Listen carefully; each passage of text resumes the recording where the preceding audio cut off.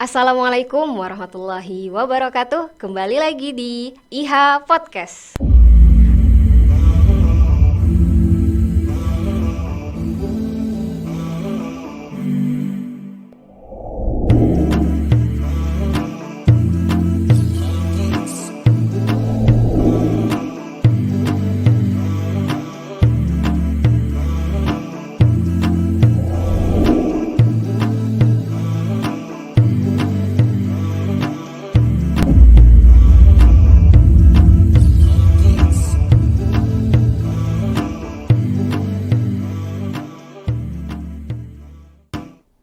Oke, Masya Allah Bunda, hari ini Ayah Bunda Hebat, hari ini kita sudah bertemu kembali. Seperti tadi di IHA Podcast, kita akan membahas, kemudian sharing hal-hal seru, hal-hal penting, menarik insya Allah dengan narasumber yang sangat luar biasa tentunya. Oke, sebelum kita menyapa narasumber kita akan bacakan dulu nih, atau kita kenalan dulu seperti apa sih, atau narasumber kita ini latar belakangnya ini seperti apa. Sebelum kita sapa ya teman-teman, narasumber kita ini adalah praktisi di dunia pendidikan, sudah malang melintang, banyak sekali pengalaman beliau di dunia pendidikan, khususnya di pendidikan usia dini. Beliau juga sekarang sedang menempuh program doktoral di Universitas Negeri Jakarta ya Bunda ya? Ya, betul sekali. Oke, kemudian juga beliau saat ini selain menjadi dosen di Sekolah Tinggi Ilmu Tarbiyah Balikpapan, kemudian juga menjadi diamanahi untuk Kepala Prodi, Kaprodi dari Program Studi PAUD, Pendidikan Anak Usia Dini. PAUD, Pendidikan Anak Usia Dini. Oke, langsung saja kita sapa teman-teman. Assalamualaikum Bu Tika. Waalaikumsalam warahmatullahi wabarakatuh. Oke, Masya Allah Bu Tika, gimana kabarnya Bu Tika? Alhamdulillah sehat sekali. Oke, Apa kabar Allah. semuanya? Alhamdulillah, insya Allah mudah-mudahan teman-teman dan juga ayah ibu hebat di rumah juga dalam keadaan sehat ya. Sebagaimana kita nih Bunda. Ya, Oke Bunda, hari ini kita akan banyak berbincang nih Bunda tentang sesuai tema kita. Tema kita adalah bagaimana peranan orang tua yang sangat penting untuk berkolaborasi dengan sekolah untuk membentuk karakter dari anak-anak didik kita. Masya Allah, judulnya Bunda. dari tema kita hari ini, Masya Allah ya, sangat-sangat semoga nanti banyak diskusi yang kita bahas, yang kita sampaikan, semoga juga menjadi keilmuan juga bagi ayah dan bunda di rumah. Benar sekali Bunda, insya Allah mudah-mudahan akan banyak sekali ilmu bermanfaat yang bisa diambil ya Bunda. Oke Bunda, sebelum kita ke tema kita nih Bunda, Ya, boleh sharing dulu nggak Bunda? Ceritain nih ke teman-teman, kemudian ayah Bunda hebat di rumah. Bunda saat ini kesibukannya seperti apa nih Bunda? Oke, baik. Terima kasih Bu Indah. Kebetulan Alhamdulillah saat ini saya sedang menempuh pendidikan di salah satu universitas terbaik di Indonesia, yaitu di UNJ. Saya sedang mengambil jurusan pendidikan anak usia dini, doktoral di bidang PAUD, yang mana memang basically saya lebih suka dan lebih tertarik dengan dunia mereka. Nah, jadi kenapa saya mengambil pendidikan anak usia dini ini? Karena saya tuh melihat sekarang ini banyak sekali baik dari segi pendidik maupun dari segi orang tua yang masih memerlukan keilmuan di bidang itu, dan masih jarang sekali orang-orang peduli tentang anak usia dini. Dimana kita tahu tahap-tahap anak usia dini itu adalah sebagai pondasi ketika mereka berada di usia pra-remaja, pra-dewasa. Nah, berpengaruh gitu ya Bunda? Sangat berpengaruh sekali. Nah, peletakan dasar sebuah pendidikan itu adalah di tahap 0 sampai dengan 10 tahun. Terutama di usia-usia anak usia dini itu sangat penting sekali. Golden age-nya mereka. Oke, Masya Allah, luar biasa ya pemateri kita hari ini teman-teman. Oke Bunda, kita langsung ke materi kita nih Bunda. Kalau kita lihat ya Bunda, kemudian kita juga ketahui kalau dari Kementerian Dinas Pendidikan kita tahu bahwa tujuan pendidikan itu adalah mengembangkan potensi peserta didik agar menjadi manusia yang beriman dan bertakwa. Kemudian selain itu berakhlak mulia, sehat, berilmu, cakap, kreatif, mandiri, dan masih banyak lagi tujuan. Tadi yang perlu kita garis bawahi ini nih Bunda, beriman, bertakwa, kemudian berakhlak mulia. Setuju. Nah, ini kan sejalan ya Bunda dengan visi sekolah kita, Ibnu Hajar Comprehensive Junior High School adalah bagaimana sih melahirkan peserta didik yang memiliki karakter yang baik, berakhlak mulia. Nah, kira-kira dari Bunda, kan kita tahu Bunda ini selaku ketua komite juga ya Bunda ya Allah, Masya Allah, di tengah kesibukannya tadi ya, sebagai ketua komite juga sebagai wali murid salah satu siswa kita, kira-kira bagaimana sih peranan orang tua nih Bunda dalam pengembangan karakter dari seorang anak? Oke, baik, insya Allah pertanyaannya Bu Indah banyak sekali ya. Sekalian ya Bunda ya.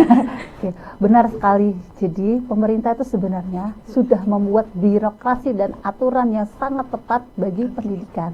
Nah, pendidikan saat ini di Indonesia itu sebenarnya sudah sesuai dengan rule yang ada, yang mana nanti di 2045 itu adalah generasi emas, generasi gemilang. Nah, jadi pemerintah melalui sebuah undang-undang nomor 20 tahun 2003 yang sudah tadi disebutkan oleh Bu Indah berkaitan dengan pendidikan. Nah, di situ adalah salah satunya adalah berakhlak mulia, kemudian memiliki etika dan lain-lain. Nah, pemerintah saat ini sudah sangat mulai konsen dalam dunia pendidikan tersebut. Jadi pemerintah itu sudah konsen dalam bidang itu. Nah, kemudian bagi kita sekolah-sekolah seperti kita ini adalah pengaplikasiannya. Pengaplikasiannya di mana anak-anak didik kita yang tadi saya katakan karakternya ada di dasar, nah, fondasinya ada di bawah. Ketika karakter dan fondasi itu sudah kita bentuk dari sejak bawah, pola-pola itu akan terbentuk ketika dia di usia remaja atau di usia dewasa seperti di masa-masa sekarang ini. Kenapa? Karena dari akhlak tersebut itu dimana kita tahu ya ada takwa, kemudian etika, iman dan lain-lain itu sebagai hal yang terpenting dalam kehidupan mereka. Oke, benar banget nih Bunda. Tadi seperti disampaikan kalau alhamdulillahnya di Indonesia sendiri udah concern banget untuk pembentukan akhlak karakter tadi.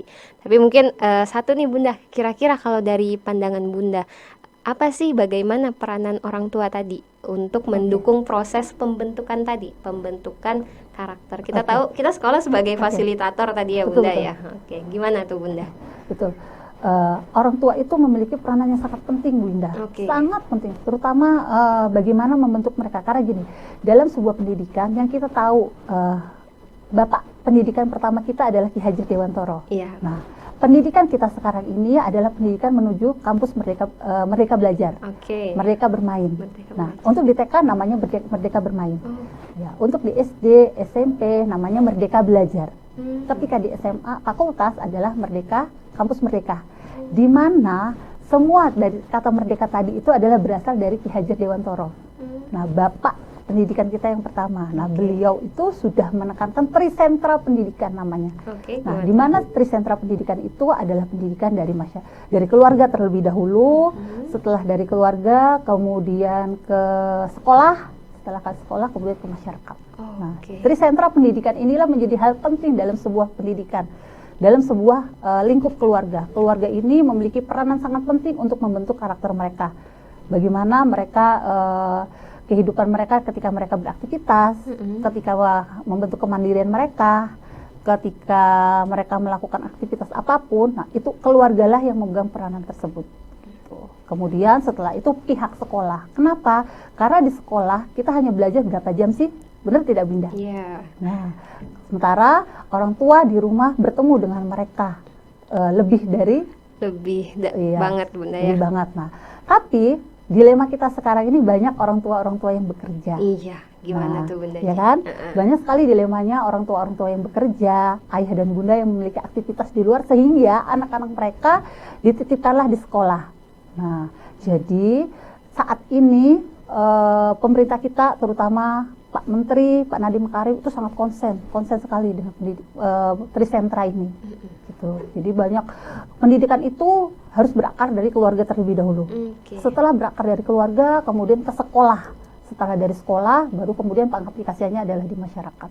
Sangat penting dalam keluarga itu adalah membentuk seperti pola-pola yang sudah beraturan. Jadi berdasarkan tadi semua tuh berakar bermula dari keluarga, makanya keluarga ini menjadi penting. Walaupun ada 3 center tadi ya teman-teman ya, 3 center, ada keluarga, ada sekolah, kemudian nanti pengaplikasiannya di masyarakat, seperti itu ya Bunda. Oke, kita ke tadi nih, bagaimana pentingnya keluarga ini sebagai akar ya. Kalau ibarat akar di pohon tuh, tumbuhan kan akar yang menyerap sumber makanan nih untuk pohon. Begitupun keluarga sebagai akar ya Bunda. Berarti harusnya dari akar ini, dari keluarga ini sudah mulai diberikan. Harusnya wajib kita berikan kebaikan-kebaikan, nilai-nilai kebaikan tadi ya Bunda ya. Sangat betul sekali. Kita fokuskan lagi Bunda, karena tadi keluarga sebagai akar ya. Dari sini kita lihat Bunda, kita sering dengar istilah al-ummu madrasatul ula. Jadi bagaimana sih keluarga itu dipengaruhi, ditentukan oleh seorang ibu tadi, karena ibu adalah sekolah utama, sekolah pertama dari anak-anaknya. Nah, gimana tuh Bunda menanggapi istilah itu? Untuk seorang ibu sendiri gimana melihatnya? Oke, baik, sangat betul. Jadi ibulah memegang peranan penting dalam tumbuh kembang seorang anak. Jadi, ibulah yang mendidik kemana arah anak-anak kita. Bagaimana seorang ibu bisa mendidik anak-anak mereka, makanya ibu itu harus pintar dalam segala hal. Ya, walaupun bukan hanya sebagai ibu rumah tangga pun juga memang seperti itu ya kodratnya ya. Jadi ibu pun mendidik anak-anak mereka, ibu harus memiliki keilmuan dalam segi dan banyak hal. Banyak sekarang mungkin parenting yang bisa dilakukan oleh ibu sehingga ibu bisa menambah keilmuan dalam hal ini. Dalam hal ini pun seorang ibu pun harus punya goalnya kemana nih, anakku mau kemana nih saya bawa, gitu. Jadi goalnya tuh harus ada. Nah, visi misi dalam keluarga itu harus ada. Nah, itu tadi ibu punya keilmuan dan memegang peranan penting dalam tahap dan tumbuh kembang mereka. Jadi benar ya Bunda. Ya Bunda, tadi tagline-nya seorang ibu tuh harus tahu keluarga ini, pendidikan ini harus mau dibawa kemana. Ya, tujuannya, visi misinya tuh harus jelas. Tapi tentu harus ada kolaborasi juga nih Bunda. Dalam sebuah keluarga tidak hanya ibu. Walaupun tadi ibu penting banget, tapi tetap harus ada kolaborasi dengan sang ayah ya. Karena ada karakter-karakter khusus yang memang bisa kita ajarkan kepada anak-anak juga bisa meniru ya dari ayahnya tadi, seperti kepemimpinan, kemudian juga bagaimana tanggung jawab dan masih banyak lain ya Bunda ya. Kita kembali ke tadi Bunda, tagline kita. Sekolah dan keluarga harus berkolaborasi untuk tujuan yang tadi, membentuk karakter seorang anak didik. Betul. Kemudian dari kami sendiri di sekolahan kami punya program mutabaah yaumiyah ya Bunda. Bagaimana kami memberikan penilaian-penilaian, kemudian standar-standar khusus yang nantinya orang tua yang mengamati nih Bunda. Kira-kira poin-poin tadi sudah terpenuhi tidak? Kemudian standar-standar dari sekolah mengenai suatu adab tuh harus seperti ini nih, sudah terpenuhi atau tidak. Nah, itu ada di program mutabaah tadi. Nah, untuk mutabaah yaumiyah sendiri Bunda melihat program yang ada di IHCS. Untuk program itu kira-kira berpengaruh besar tidak untuk evaluasi karakter Ananda di rumah? Baik. Gini. Jadi memang benar setiap sekolah juga memang punya aturan, dan orang tua, pihak sekolah dan keluarga itu memang harus berkolaborasi. Jadi yang tadi saya tambahkan, benar, ayah juga memegang peranan dalam tumbuh kembang seorang anak. Jadi bukan saja hanya peran dari seorang ibu, peran ayah pun juga penting, karena di situ adalah peran ayah membangun anak untuk bisa bertanggung jawab, memiliki rasa mandiri. Nah, betul sekali. Nah, kemudian peran dari sekolah dan peran dari rumah itu adalah salah satunya, sekolah sudah punya produk yang namanya mutabaah, di mana menurut saya yang saat ini pun anak saya pun sedang menempuh pendidikan di sini, dan saya merasakan sekali bahwa mutabaah itu penting bagi anak saya dan penting juga bagi saya untuk mengobservasi mereka. Jadi mulai dari kegiatan mereka ketika misalnya mereka melakukan sholat subuh, kemudian sholat 5 waktu lainnya, dan kemudian kegiatan-kegiatan tadarus dan lain-lainnya. Nah, itu sangat penting sekali untuk mereview, memonitoring mereka sejauh mana antara sekolah dan pihak orang tua memahami itu, terutama orang tua. Orang tua itu harus tahu sekali. Pihak sekolah sudah membuat program sebagus mungkin. Ketika pun orang tua tidak respect, orang tua acuh, orang tua pola asuh yang tidak membuat si anak itu merasa nyaman, merasa senang atau merasa dipedulikan. Nah, itu juga susah. Jadi kolaborasi yang terpenting tadi selain itu adalah orang tua wajib memonitoring, wajib untuk mengevaluasi sejauh mana mutaba'ah itu bisa berlangsung. Oke, Masya Allah ya. Jadi kembali mengingatkan juga kepada ayah bunda hebat di rumah, program sekolah tadi, bagaimana sih salah satu bentuk kolaborasi orang tua dengan sekolah adalah salah satunya tadi adalah mutaba'ah yaumiyah. Jadi teman-teman dinilai langsung oleh ayah bunda melalui mutaba'ah tadi, kemudian dilaporkan ke sekolah dan dilihat perkembangannya seperti itu. Oke Bunda, kita lihat nih Bunda, anak didik kita adalah di jenjang SMP. Kita tahu SMP adalah pra-remaja ya, baru memasuki remaja umurnya. Nah, tentu di situ ada problem baru yang tentunya perlu nih Bunda kita sharing, kira-kira problem tuh apa aja sih yang biasanya muncul untuk anak-anak usia remaja, kemudian bagaimana untuk solusi? Masya Allah. Gimana tuh Bunda? Iya, betul sekali. Dan saya juga merasakan saat ini memiliki anak-anak di masa usia remaja, yang mana mereka, kita tahu ya, masa usia remaja ini adalah masa yang mereka ingin tahu, mereka ingin explore, mereka ingin menggali potensinya mereka ingin menggali jati dirinya mereka inginnya kemana, itu seperti apa. Nah, ini adalah masa-masanya mereka. Nah, pertama, ini menurut pengalaman pribadi saya. Iya, silakan Bunda, gimana? Masya Allah, ketika saya mendidik anak-anak dengan usia-usia pra-remaja ini, saya tidak bisa membiarkan mereka untuk pola asuh yang cuek, acuh, atau membiarkan saja seperti itu. Nah, tapi di usia-usia seperti ini saya tuh menerapkan pada anak-anak saya, pengalaman saya menerapkan adalah pola asuh yang berusaha untuk demokratis, kemudian permisif. Nah, di mana pola-pola asuh demokratis ini juga, apalagi kita tahu ya sekarang ini adalah generasi Z, generasi Alpha yang Masya Allah mereka sangat konsen dalam dunia teknologi, dunia gadget yang Masya Allah kita tahu sendiri bagaimana dampak dan pengaruhnya terhadap mereka. Nah, ketika misalnya saya menemukan anak-anak saya dengan asik dengan dunianya mereka, saya mengajak mereka diskusi, saya mengajak mereka bicara. Tapi pun walaupun dengan mengajak mereka diskusi dan bicara, menasehati, saya juga berusaha untuk mengulur mereka juga untuk, oh ini boleh nak, ini tidak boleh, karena kita nggak bisa mekat sebuah teknologi yang kita tahu Allah itu menciptakan kita di zamannya. Jadi Allah menciptakan kita itu di zamannya sesuai dengan zamannya. Jadi otak manusia itu di-upgrade per 10 tahun. Apalagi generasi yang kita tahu ya, generasi Z ini per 10 tahun ini di mana mereka adalah sudah teknologinya sangat tinggi. Jadi ini berkaitan dengan keilmuan yang saya miliki saat ini. Silakan Bunda. Saya boleh sedikit menjelaskan. Boleh banget Bunda. Ya. Jadi dalam tubuh manusia atau di dalam otak kita itu ada namanya sinaps. Ya, yang mana di sinaps itu mungkin kita pernah dengar namanya neuron. 100 pernah dengar kan? Nah, itu adalah. Nah, di mana si sinaps ini disesuaikan dengan otak 10 tahun itu tadi yang saya ceritakan di awal. Nah, kemudian dalam otak di 10 tahun para remaja yang masa sekarang itu, Allah itu sudah memberikan, kalau kita katakan di zaman sekarang itu Pentium terhebat. Gimana tuh maksudnya? Pentium terhebat itu misalnya sebuah komputer. Kita tahu komputer itu ada hard disk.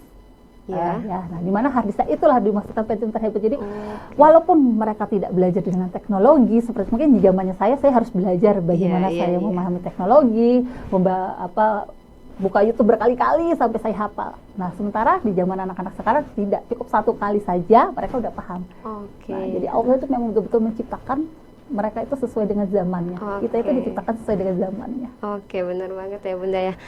Mungkin ini sesuai dengan ini ya Bunda, sering kita dengar juga nasihat dari salah satu khalifah Ali bin Abi Thalib adalah asuhlah anakmu sesuai zamannya, karena dia lahir pada zamannya bukan lahir pada zamanmu, gitu ya Bunda. Jadi kita tahu tadi kalau anak-anak usia sekarang sudah jauh lebih hebat, apalagi dalam penyerapannya terhadap teknologi. Jadi tinggal kita sesuaikan aja Bunda ya, bagaimana pola pengasuhannya. Oke, Masya Allah. Oke, kemudian tadi Bunda ya, satu hal yang saya rasa perlu kita informasikan, kita tekankan ke orang tua ini, bagaimana sih kalau kita pola komunikasi ke anak-anak, karena kita nggak bisa melabeli mereka, kemudian kita nggak bisa langsung melarang mereka, karena anak-anak emang nggak bisa dilarang nih. Makanya tadi sempat disebutkan adalah pola komunikasi pendidikan yang demokratis, artinya didiskusikan gimana sih seharusnya. Jadi bukan semerta-merta menyalahkan, melarang, seperti itu, tidak ya Bunda ya. Tidak ada anak yang bodoh di dunia ini. Jadi itu sebuah teori yang mengatakan tidak ada anak yang bodoh di dunia ini. Kitalah yang menggali potensi mereka. Banyak teori-teori yang mengatakan seperti itu. Jadi anak itu bagaikan kertas putih. Ya, teorinya Spiase yang mengatakan seperti itu, anak bagaikan kertas putih, di mana kitalah yang menggoreskannya tinta tersebut ke arah mana. Nah, gitu. Jadi pola komunikasi yang terbaik ya adalah mengajak mereka saat di zaman sekarang ini ya, sesuai dengan eranya, adalah mengajak mereka untuk berdiskusi, kemudian membuat mereka nyaman dahulu dengan kita. Setelah itu mereka pasti akan menyampaikan unek-unek yang mereka ingin. Oke, Masya Allah penyampaian dari Bunda Tika ya teman-teman. Kemudian ayah Bunda hebat, Masya Allah, Insya Allah sangat menginspirasi. Kemudian banyak hal baru yang kita dapatkan dengan berdiskusi dengan beliau, Masya Allah. Ini mungkin Bunda, kita bisa tarik kesimpulan tadi ya Bunda. Jadi bagaimana kita punya 3 center tadi yang penting, Tripusat pendidikan yang penting untuk membentuk karakter tadi. Jadi bagaimana berakar dari keluarga, kemudian sekolah sebagai fasilitator, kemudian nanti pengamalannya di lingkungan sekolah, di lingkungan masyarakat, seperti itu. Nah, kemudian juga walaupun kita beranjak ke tahap baru nih, anak-anak kita masuk ke remaja, kita juga mesti menyesuaikan. Kita pun orang tua, kemudian kami pun para guru juga harus terus memperbaharui gitu ya Bunda ya, keilmuan yang ada untuk menyesuaikan mereka ya Bunda ya, sesuai dengan zamannya. Sesuai dengan zamannya. Oke Bunda, mungkin kita sudah sampai di akhir nih Bunda. Untuk setelah kita diskusi panjang ini Bunda, kira-kira ada pesan nggak Bunda? Pesan khusus untuk orang tua di rumah, kemudian teman-teman juga untuk memaksimalkan pengembangan karakter di rumah. Baik, ayah, bunda, kita paham ya, tadi sudah banyak kita bahas dari depan bagaimana tahap perkembangan seorang anak, bagaimana anak-anak di zaman sekarang. Pesan untuk ayah dan bunda di sini adalah bagaimana kita mengajak anak-anak kita untuk bisa dan saling berdiskusi, kemudian untuk bisa saling menghargai mereka, di mana tahap mereka adalah tahap pra remaja yang tadi saya katakan di awal adalah tahap mereka adalah ingin tahu, tahap mereka adalah ingin mencari jati diri mereka. Yang kita tahu saat ini sekolah kita adalah Ibnu Hajar, di mana Ibnu Hajar sudah membentuk karakter mereka dengan salah satunya adalah pembelajaran buku dengan mutabaah. Nah, kemudian untuk ayah dan bunda mungkin selain kita memonitoring, kemudian kita menjadikan diri kita adalah bagian dari mereka supaya mereka juga bisa merasa nyaman ketika mereka berada dekat dengan kita. Kemudian ketika mereka bisa nyaman pun ketika mereka berbicara dengan kita dan berdiskusi dengan kita. Hal itu sangat penting sekali untuk tahap-tahap mereka. Itu salah satunya. Oke, Masya Allah pesan dari Bunda ya. Teruntuk mungkin untuk anak-anak kita tahu. Zaman sekarang ini beda dengan zamannya orang tuamu nak. Dimana di zaman sekarang ini semuanya bisa kalian lakukan dalam satu kali klik. Dalam satu kali berselancar di dunia maya dan lain-lain. Yuk, nak, mari kita belajar untuk bisa memanage diri kita. Mana yang baik, mana yang tidak baik, mana yang harus bisa kita lakukan, mana yang tidak bisa kita lakukan. Karena era ke depan lagi, Masya Allah, nak, itu banyak sekali teknologi-teknologi yang lebih hebat dibanding dengan di zamanmu sekarang. Oke, Masya Allah, pesannya udah lengkap banget nih ya, Ayah Bunda, kemudian teman-teman, pesan untuk Ayah Bunda, kemudian juga teman-teman di rumah, Masya Allah.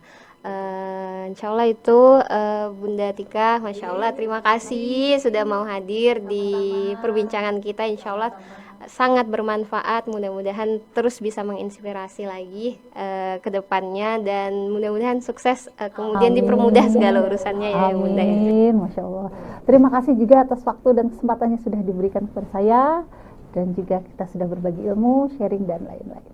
Oke, baik teman-teman, sekian untuk diskusi kita, sharing kita dengan narasumber kita. Pesan terakhir dari kami adalah bagaimana sih seharusnya kita sama-sama berkolaborasi, Ayah Bunda bisa menyemangati, kemudian juga mendukung Ananda di rumah, dan kami pesankan hendaklah kita semuanya, seluruh guru, kemudian orang tua, takut meninggalkan keturunan yang lemah, kemudian kita khawatirkan kesejahteraannya. Artinya mari sama-sama kita siapkan Ananda kita untuk kesejahteraannya, kemudian kecerdasannya sama-sama kita bentuk untuk karakter yang Islami.